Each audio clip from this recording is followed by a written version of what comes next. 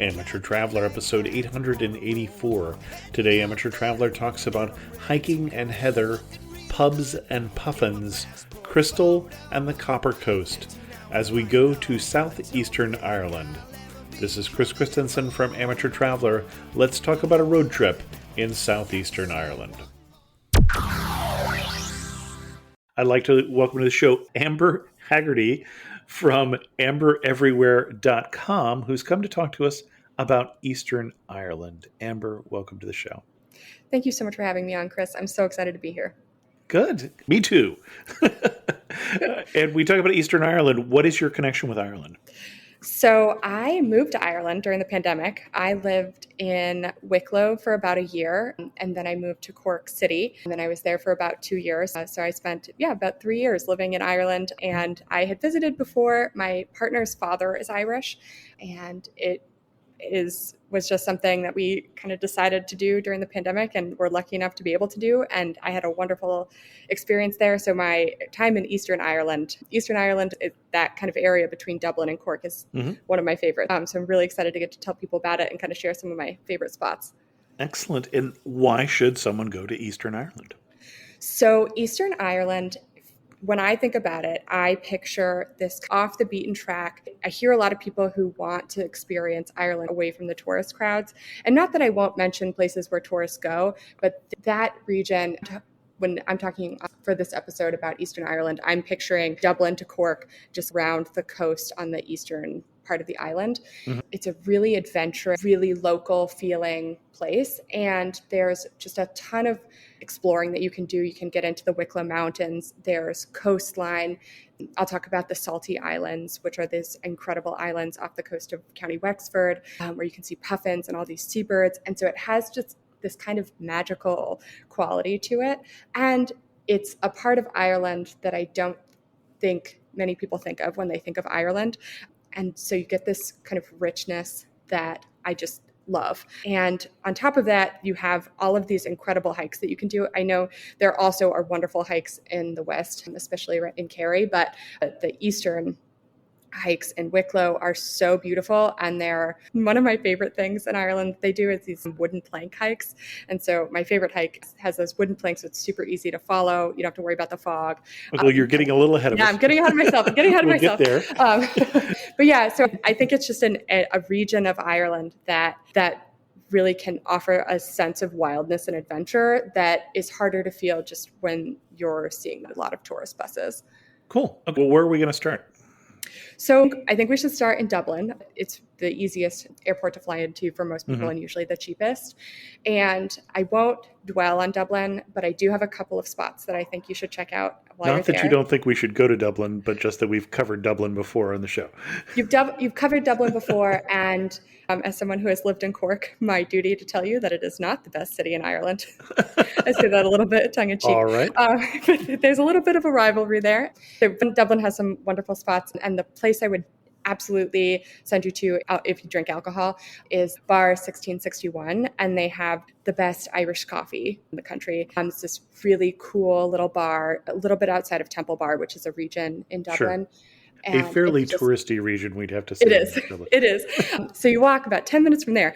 But this bar is really cool. It has a New York Irish fusion vibe to it. And you'll see a mix of tourists and locals there, but it just has the best Irish coffee. And they make it with, and I'm sorry if my pronunciation is wrong, but with poutine, which is like a traditional Irish spirit instead of whiskey. So you can try that. And it's like a lovely spot. It's one of my favorite places in Dublin. And then I also would have to send you to Trinity College, which is just a beautiful campus. I know there's lots of other things to do in Dublin, but those are two just spots I think you can't miss. Now, when I'm going to Trinity College, I'm usually recommending people do the library and the Book of Kells and all that. I don't know what you're recommending that people do at Trinity College. Ooh, so I've actually never done the Book of Kells, but I definitely would. I just have always been on a flash through.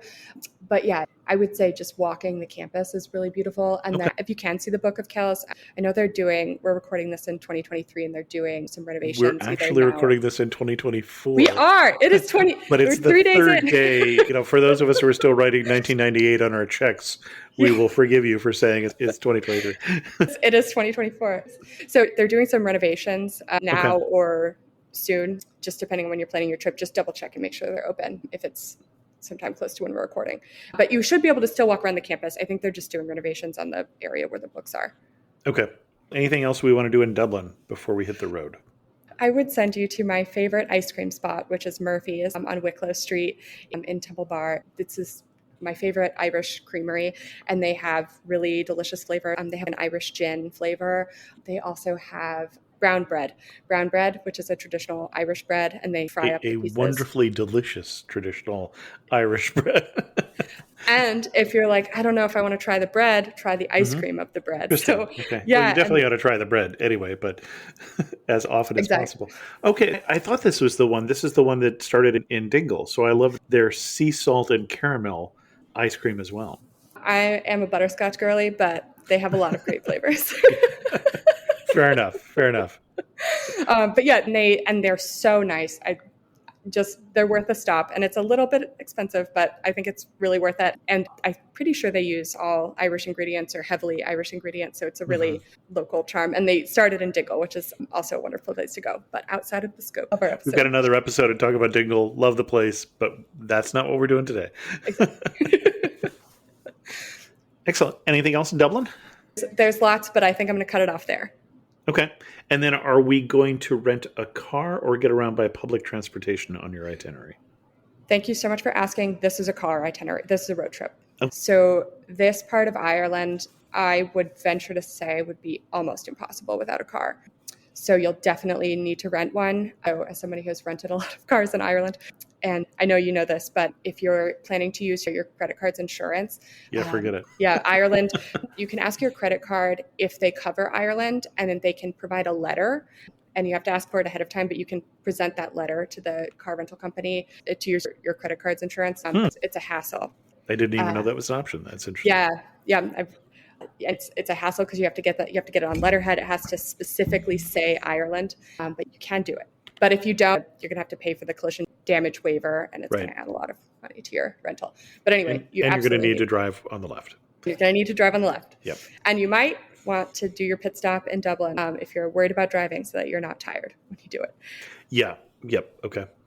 So don't necessarily get off the plane and get into the rental car. I wouldn't recommend it. Okay.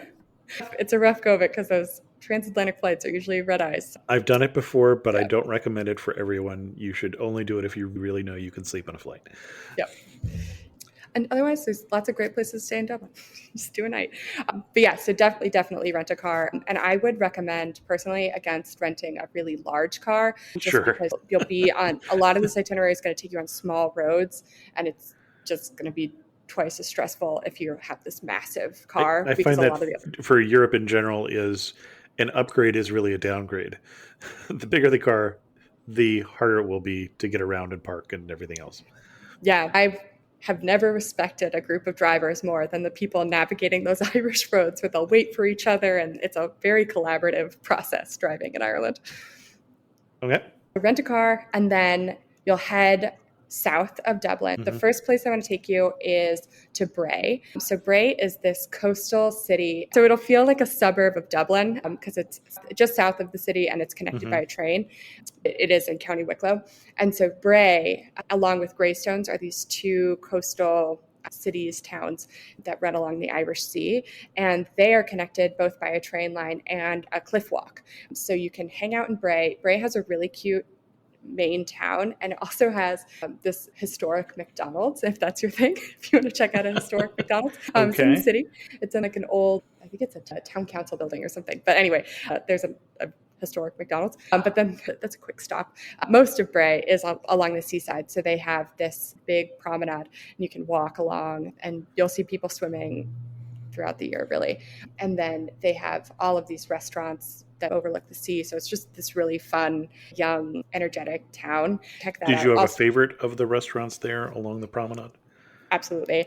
My favorite is Daata, which is an Indian and Pakistani restaurant. And they have this amazing saag paneer, and it's a very cool vibe inside.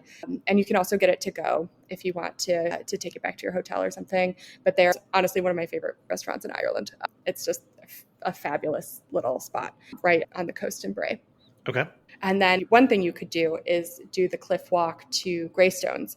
And Greystones is a smaller town, and it's also on the seaside, but doesn't face the seaside. It's kind of tucked back a little bit. Mm-hmm. But in Greystones, there's this really famous local little restaurant. It's called the Happy Pear, which is a vegan spot. And they have a little farmer's market, and they have a restaurant, and they have made all of these cookbooks.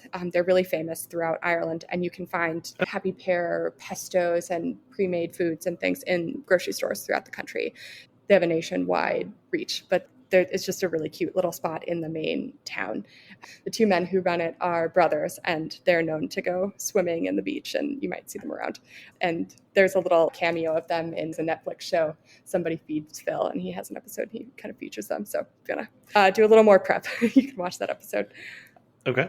A Happy Pear is run by a Happy Pear. By a Happy Pear, exactly, of brothers. And then also on this first day, you can head to Enniskerry, which is a really cute little town. In 2021, it was a filming location for Disney's Enchanted movie. So they had it all done up in this really cool old storefronts and things. So it was it's just the kind of idyllic little town that you could use for a Disney movie. So it's really cute to kind of swing through. It's really small. It only takes a few minutes, but I would definitely stop there. And then nearby is Powers Court. And Powers Court, did you go to Powers Court when you were in Ireland? No, I haven't really done this corner of Ireland. We're still only about an hour outside of Dublin, just for everybody's mental map. But Powers Court is this really cool estate and garden. It's massive for an Irish garden. And you can walk around. The gardens are themed from different countries of the world. So they have this enormous Italian garden, and they have this cool little kind of creepy pet cemetery, and they have an English garden. So you can walk around, super kid friendly. For any Taylor Swift fans, there's a song, Sweet Nothing, where she talks about picking up a pebble in Wicklow. And I always imagine that she picked it up in Powers Court, which is this beautiful garden. They also have a little restaurant in there. You can sit and overlook the gardens and have a glass of wine or have lunch or something. It's just a really pretty, really cool spot.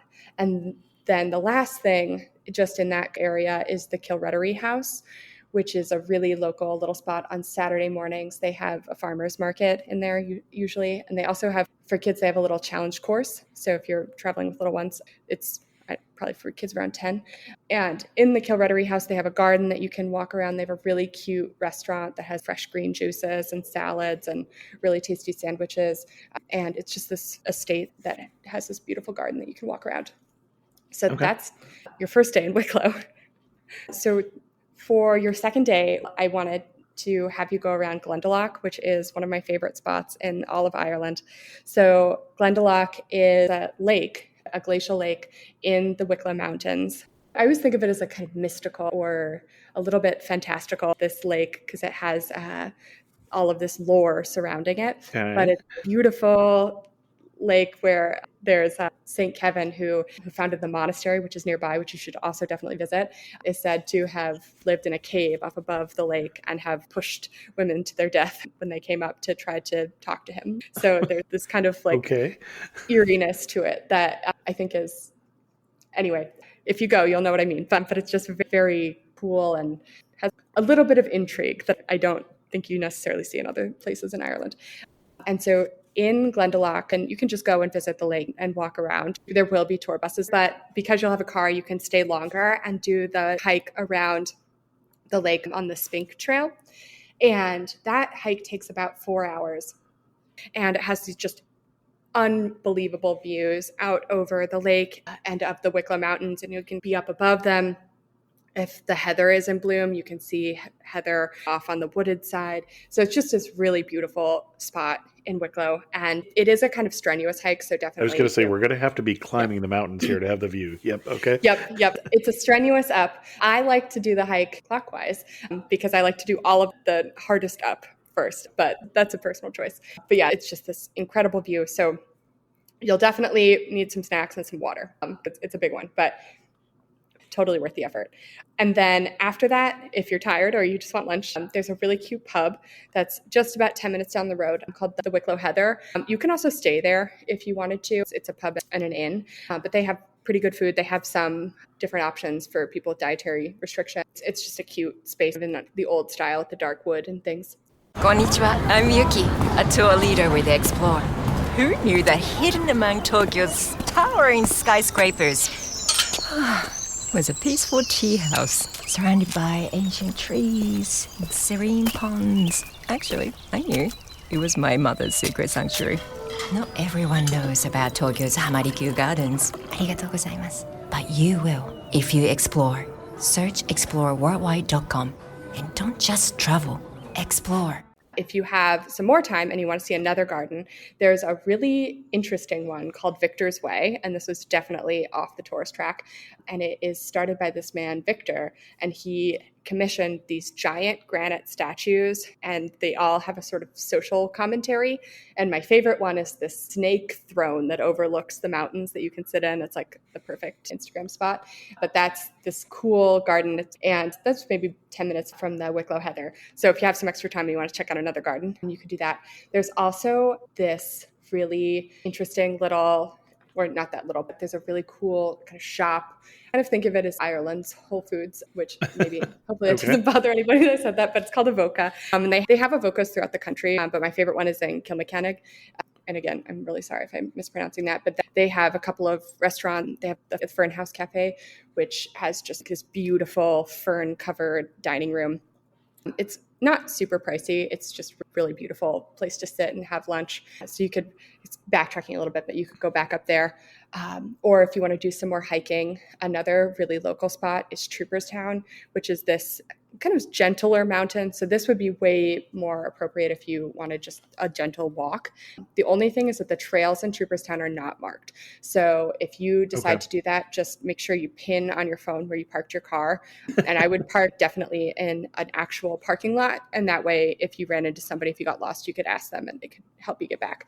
Because they're just the trail look like sheep trails, and the sheep trail kind of looks like the actual walking trail. So it can just, you can get a little turned around, but that is full of heather. So if you go and the heather is in bloom, and I would when say... is the heather in bloom usually? Spring? The heather blooms in Ireland in June to September. They're just this beautiful light purple and green blanket. So it's just stunning. So if you go when the heather is blooming, you'll see it on the hillsides. It just has light purple hue. Anyway, Trooperstown is just covered in heather. So that's a perfect place, and you can lay down in it. And it's just a very fun place to visit. Throughout any time of the year, really, that's a great year-round spot, but especially when it's blooming. And then the last little spot I wanted to tell you about is the Clara Vale Woods. So this is just a super local little walking spot, but if you want to see where people just go for a walk in the woods, Clara Vale Woods, it's a really flat, easy trail just following the Avonmore River, and it's really beautiful. And that's just something you won't see another tourist there. That's just a really local spot. So if anyone wants to just kind of see where people go on their Saturday afternoons with the family, that's the place where they like to go in Wicklow. And then one idea I wanted to share. So on my most recent trip to Wicklow, because I had moved to Cork, I glamped, and it was my first time doing glamping in Ireland, and I loved it. So I just wanted to say that there are some great glamp sites in Glendalough, and the one that I stayed at had little caboose-looking places where you stayed, and then you could walk to the bathrooms, and they had a game room, and they had all of these other little amenities, and it was just a really fun way to stay there. But you could also stay in a B&B or a hotel, so there's lots of options, but I just had a great time glamping, and I think it could be a really fun thing to do if you wanted to camp, but didn't bring a tent or a sleeping bag or anything. And what was the name of the place you stayed at? The Clisman Horse Caravans, perhaps? No, the Green and Maze has glamp sites, and you can book them. I booked them on Airbnb, but you can also book directly through their website, and they have an actual maze and a labyrinth that you can walk. So it's just a really cool spot. And a labyrinth where you can't get lost, and a maze where they hope you will. Yes, exactly. And the maze is very kid-oriented. So there's like big posters of different bugs and things. They have a nature walk and things. The maze is definitely a kid thing. But still, we just went as a group of adults and loved it and thought it was really fun. I would say it's for anybody. Okay. Perfect. And so that is the Wicklow portion of the itinerary. Now we're getting into some road tripping south.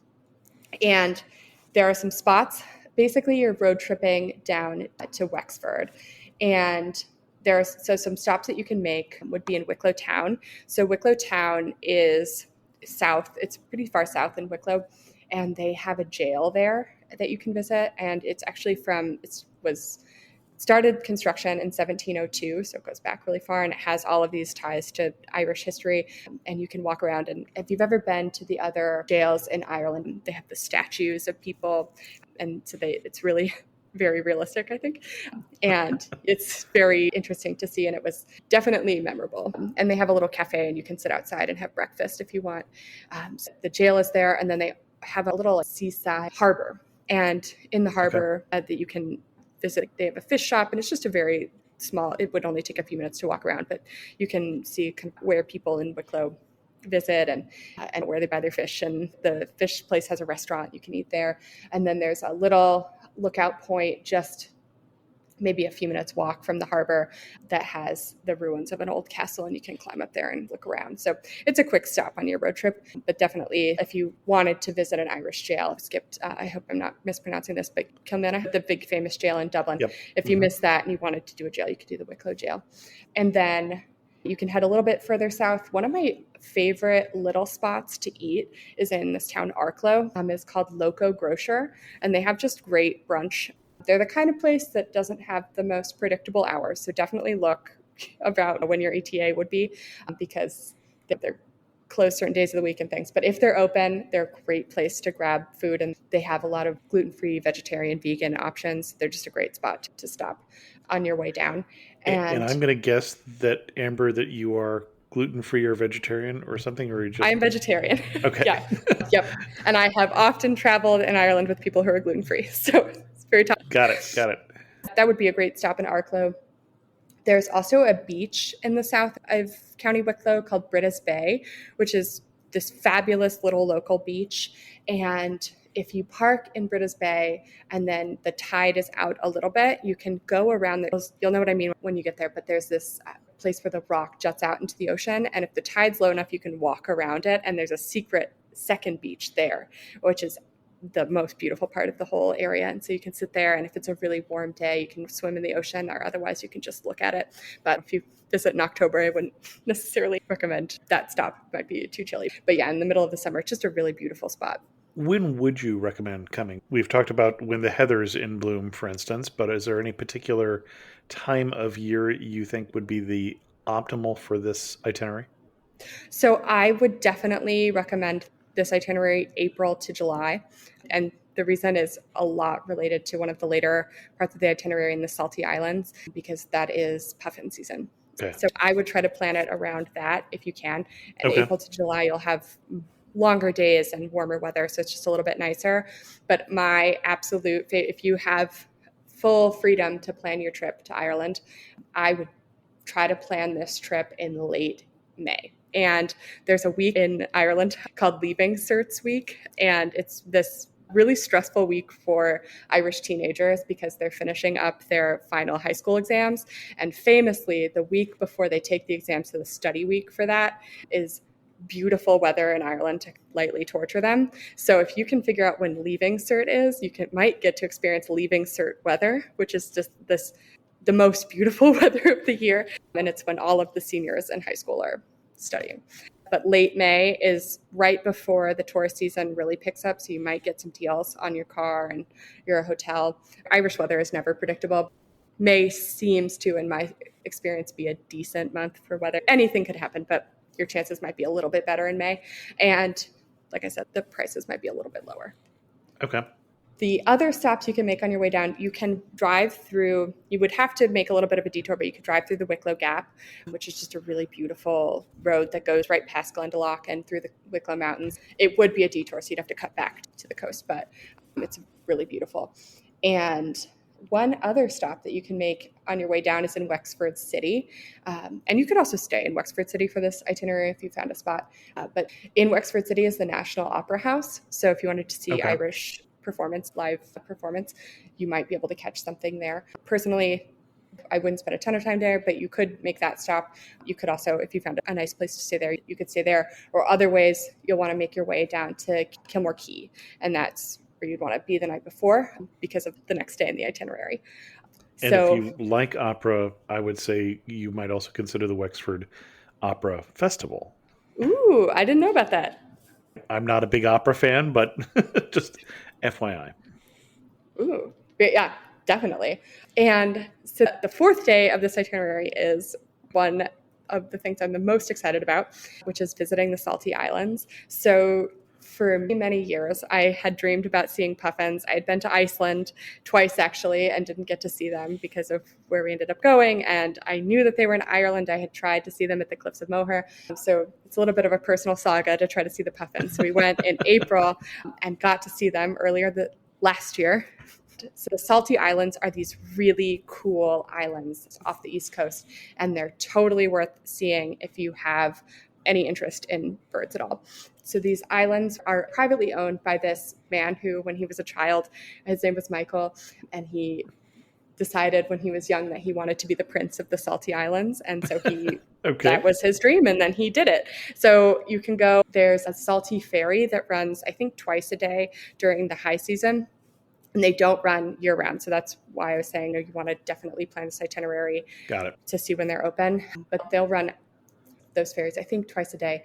And you can take it out. It's only about a 20-minute ferry ride. But the ferry, they're pretty strict about the rules. Don't be late and book ahead of time and all of those things. But you can take this ferry out. It's a wet landing. So it's not appropriate for people who have mobility issues. And I was really confused by what wet landing meant before we went. It's right there in the name. Yep.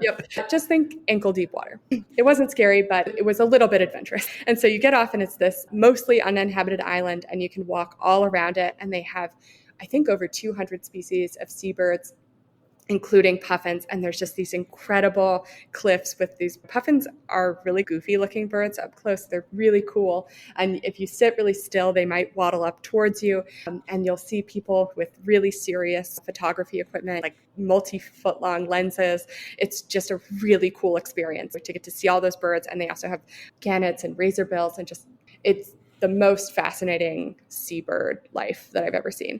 The ferry is not very expensive, and you won't see a lot of other tourists there. It's pretty limited because the only way to get to the island is these ferries, and they only run 2 a day. So now, it's just the last really time cool. I was on a ferry, it had multiple different dining rooms and a place where a store and multi-levels and cars. We're not talking about that, are we?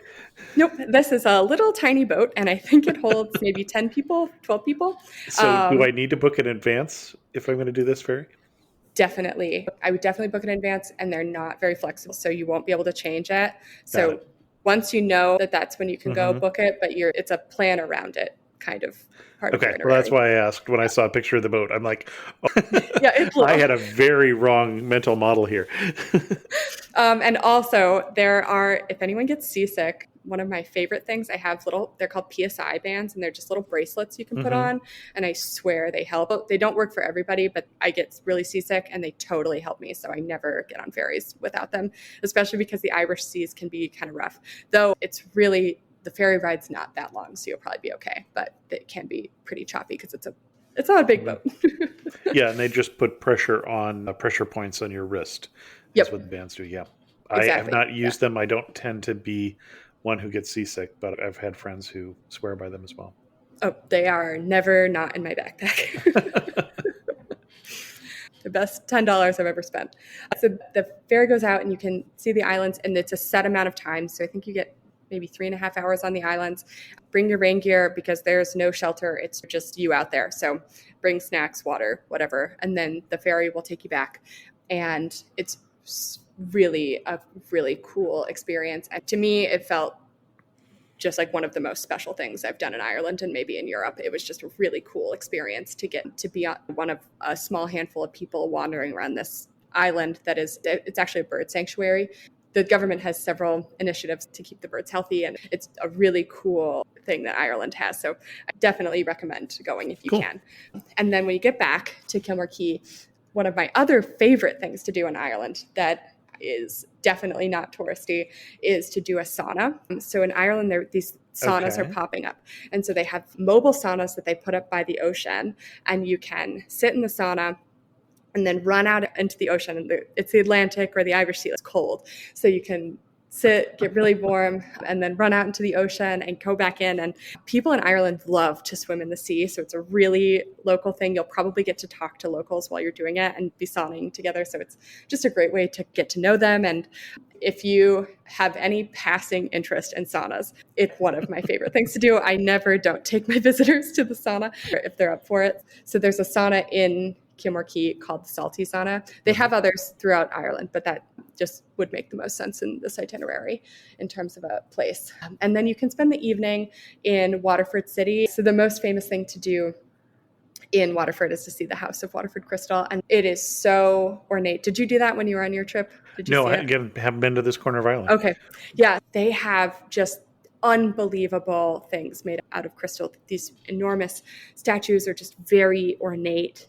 Things made out of crystal, test sets, and I think they had a Super Bowl trophy, just all of this really ornate stuff. And then lots of touristy things or souvenir style things that you can buy. So you can buy a shamrock or a dolphin or whatever made out of Waterford crystal.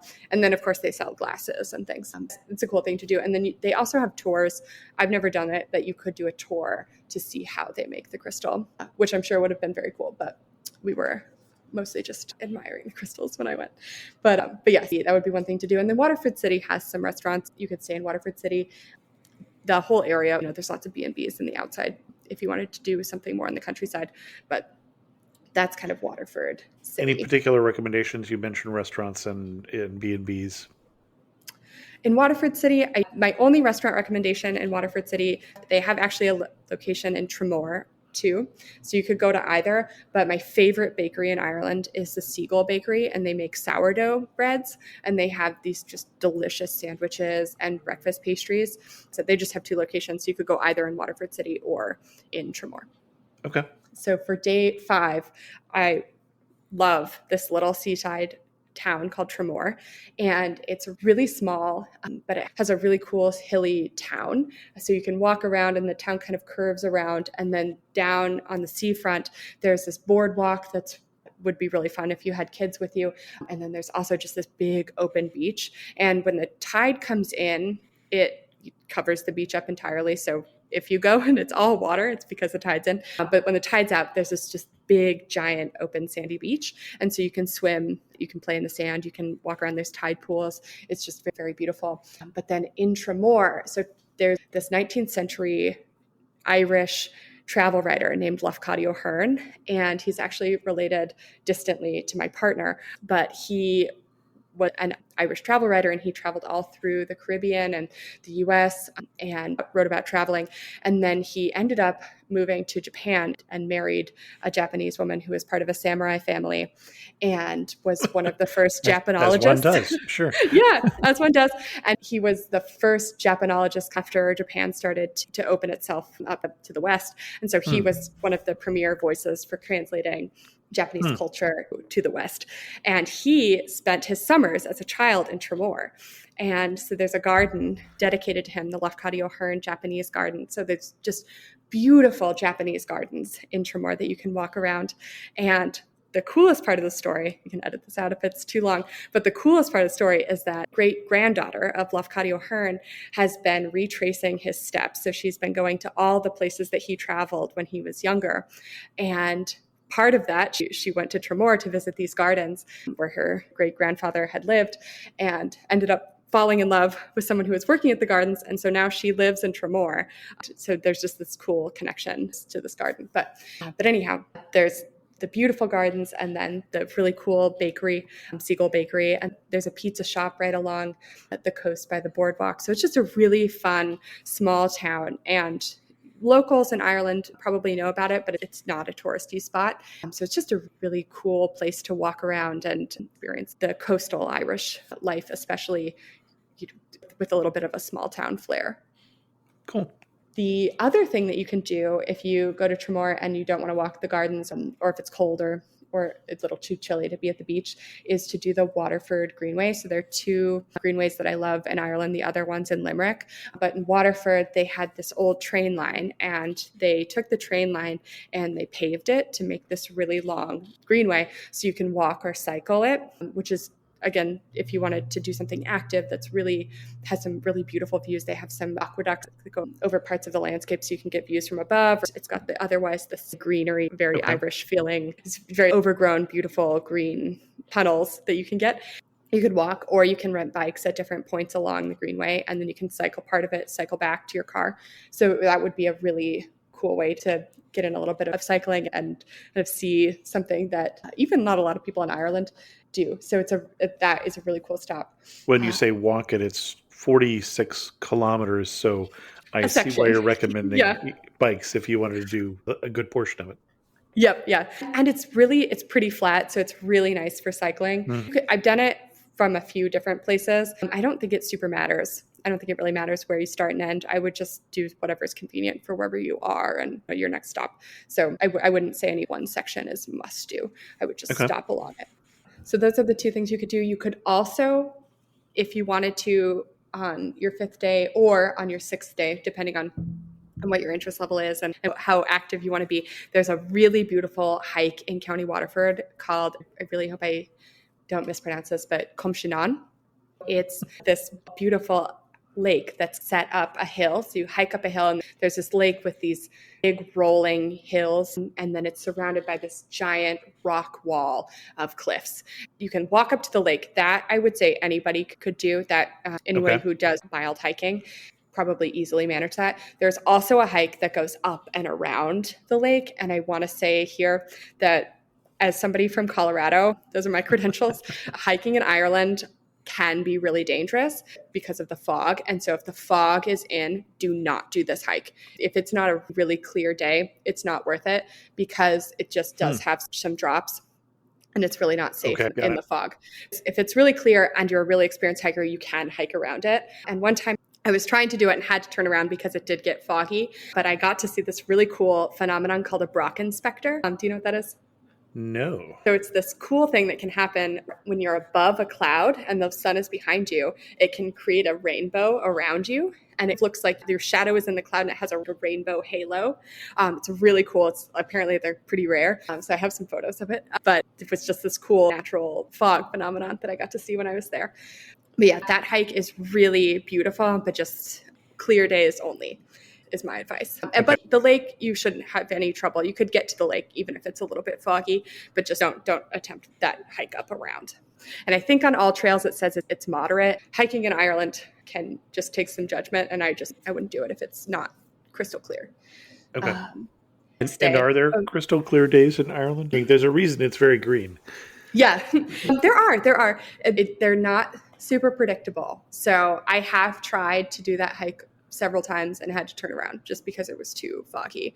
It depends a lot on where you are, but that area, I'm sure there's a really good reason. I don't know what it is, but it does tend to attract the clouds because it's up a little bit higher than the farmland around it. So it's just worth being cautious. But yeah, you can get multiple days in a row, actually, of beautiful clear weather. It's just most days are a little drizzly. Got it. There is no bad weather, only inappropriate clothing. Exactly. And also wear sunscreen anyway, because you can still get sunburns in Ireland. Okay.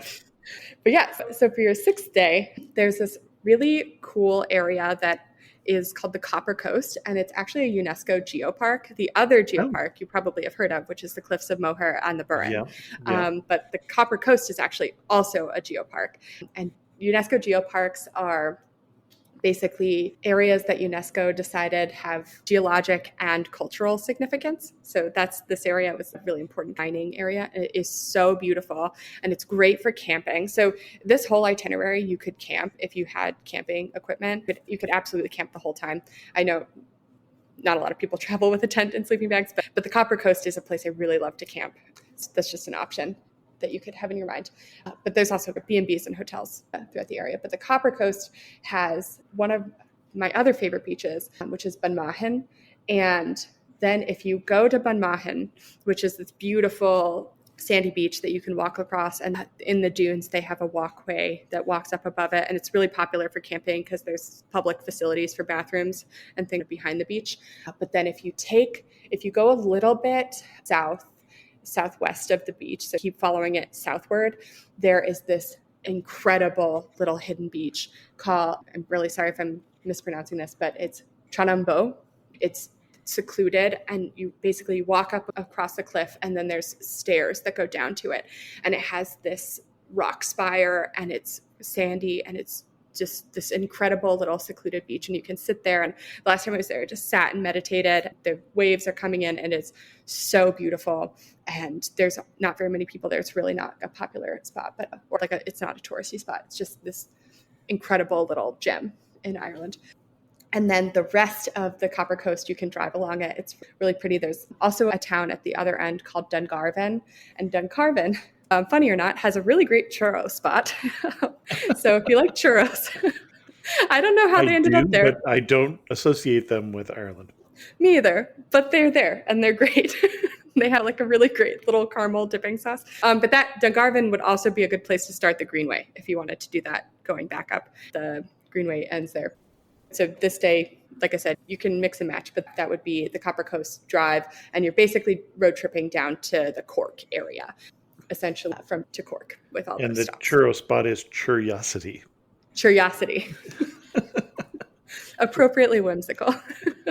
And then for your last day, I had to bring you into County Cork. And I have some spots that are a little bit outside of the city. I could go on and on about the city of Cork, my former home. But just outside of Cork is Cove, which is a really popular spot. They have the deck of cards houses that are really beautiful, and the church. There's also Spike Island. The deck of cards houses, this is the multi-different the colorful row houses. Okay. Exactly. So you could do that. You could also there's a cliff walk called the Ballycotton Cliff Walk, which is really beautiful. And it just walks along the coast. And then there's also Blarney Castle, which is a very popular thing to do. And I would say, I'll go out on a limb and say, I don't think it's overrated, but it is scarier. I don't know. Did you do it when you were in Ireland? No, I, again, haven't been to Cove or haven't been to Blarney. So Blarney Castle, you go up the castle to kiss the Blarney Stone, and the Blarney Stone, and just to warn anybody listening who's never seen pictures, you're like dangling upside down looking at the grass people below. Holding you to keep you from falling to your death. Yes. There's a guy who's there and his whole job is just to keep you from falling upside down off the castle. So it's a little more hardcore than it sounds. What is his success rate? That would be the other thing I would want to know. But as far as I know, 100%. But they do have a little drawing of a guy having his foot held from the top of the castle. So I don't know what the whole history is. But I think the guy who's up there is doing a great job. So no one in our whole group fell. And the gardens that go around Blarney are really beautiful. I actually have a friend who lives in the Blarney Gardens in the kind of private residence part. The gardens are totally beautiful and worth walking around, especially during the summer. I grew up with horses, and they have this cool stable that they turned into a cafe, and you can sit in the horse stalls, and it has all these old posters and things, just really cool. So I would say the gardens are definitely worth visiting, and the price ticket to get into Blarney can be a little bit steep, but I would absolutely say it's worth doing once. Okay.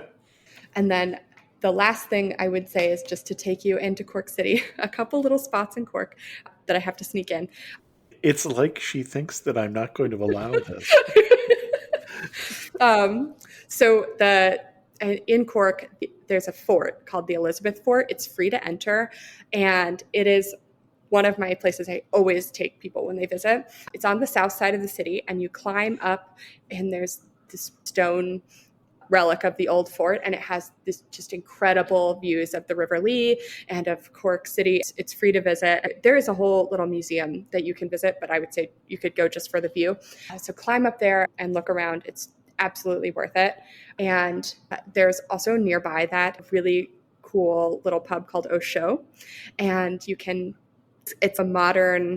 it's just a really fun modern pub. And then really close by, there's a really great Japanese place called Miyazaki's. So you can get the Miyazaki and take it into Osho, and they have music a lot of times, or they have just a great place to sit. And they also have tea. So if you're not a big drinker, but you wanted to see a pub, they have a whole tea menu. So it's a great place to sit and have a pint or have a cup of tea, and they have herbal teas, lots of choices, not just berries. But yeah, it's just a great little spot. Okay. And one other spot, I sent you to Bar 1661 in Dublin, which I think has the best Irish coffee. I think the second best Irish coffee is at the Shelburne Bar, which is in the Victorian Quarter in Cork, so on the other side of the city. And it's this really beautiful old wood, just whatever you're picturing for a pub, this is it. And it has just this incredible selection of whiskey and super, super knowledgeable staff. So you can ask them, if you are a whiskey person at all, you can ask them. Actually, if you're a whiskey person, you should probably go to Middleton and do the Jameson Distillery tour. But if you're a casual whiskey person, you can go to the Shelburne Bar and they'll have flights. The staff there, they're just encyclopedias for Irish whiskey knowledge. It's a really great place to stop, and they are just really snug. It does get really busy on the weekends, but if you go during the week, it's just a great spot to sit and hang out and learn a little bit about Irish whiskey. You've come to the end of your itinerary here that you had planned. Anything else people need to know before they start booking their tickets for Ireland here? So one thing that I always tell anybody who's coming to visit me in Ireland is that it is probably going to be chillier than you're expecting. Ireland is a chilly island, and it does have, exactly like you were saying, there's no bad weather, only bad clothing, but definitely layers are your best friend, and make sure that you have waterproof layers, including waterproof shoes, because if all your clothes get wet and you can't get dry, it's just not a fun time. So be prepared for just chillier temperatures, especially because this itinerary takes you along the coast and in the Wicklow Mountains, which are just some of the chilliest parts of Ireland. So be prepared. Even in the summer, I usually bring a down jacket and a raincoat and wool socks. And you might not need it. You might be overprepared, but I would say it really can be chilly, even in June. I have photos of myself and a friend sitting with beanies and sweaters and blankets outside in June. So it can be really chilly throughout the year. So just be prepared. And if you need to, you can always buy a sweater or something. You know, you're not going to freeze to death. It doesn't get that cold, but it can be uncomfortably chilly, even in the summer months. Excellent. As we get to our wrap-up questions, you're standing in the prettiest spot in, really, we're doing Southeastern Ireland. Where are you and what are you looking at? I am at the top on the boardwalks of Glendalough, looking down over the lake and looking at the mountains. And there's just the Wicklow Mountains all around me, and I can see them all. And are they covered with heather? They have some heather. They have some trees. The heather spot is really in Trooperstown, but there's a little heather around. You'll see some. Yeah. Got it. One thing that makes you laugh and say, only in Ireland. Oh, that's a great question. Oh, I want to get a good one. Hang on. Okay. I'm talking about a specific spot. There's a specific spot on the drive from Cork to Wicklow. Okay. Where there is a golf course. And for some reason, the road goes right through this golf course. And for some reason, it's covered in sheep. And they're just sheep. There's no fences. A lot of times you'll see sheep that jump the fences and they're along. This is an area where there are no fences. And there just are sheep that just wander up and down this big green area right along this pretty central road. It's not a motorway, but it's the road that Google takes you on. And it's just maybe a mile where you just have to drive really slow because for some reason you go through a sheep farm that also looks like a golf course. Now that I'm saying that it's a golf course, maybe it's not, but it's manicured like a golf course, only in Ireland. And if you had to summarize this region of Ireland in just 3 words, what 3 words would you use? I would say wild, enchanting, and understated. Excellent. You came prepared, I can tell. Usually that part of the show is edited more heavily than just long pauses as people think about these. Our guest again has been Amber Hagerty from ambereverywhere.com. And Amber, if we want to send people to your website, to your best post on Southeastern Ireland, where are we going to send them? I have a post about visiting the Salty Islands, and they're just one of the most special things I've done in Ireland. So I would say if you're interested in visiting this region, I would definitely check that post out. Excellent. And I'll put a link to that in the show notes so that people can find it. Amber, thank you so much for coming on Amateur Traveler and sharing with us your obvious love for Ireland. Thank you. It's been so much fun to just get to share my favorite parts of, I know the West and other parts of Ireland get a lot of love, and I love them too, but this is just a really special part of the country, and I'm really excited to get to have shared some of my favorite spots. Special thanks to the patrons of the show who help support Amateur Traveler financially. If you're interested in learning more about becoming a patron of the show, then go to patreon.com/amateurtraveler.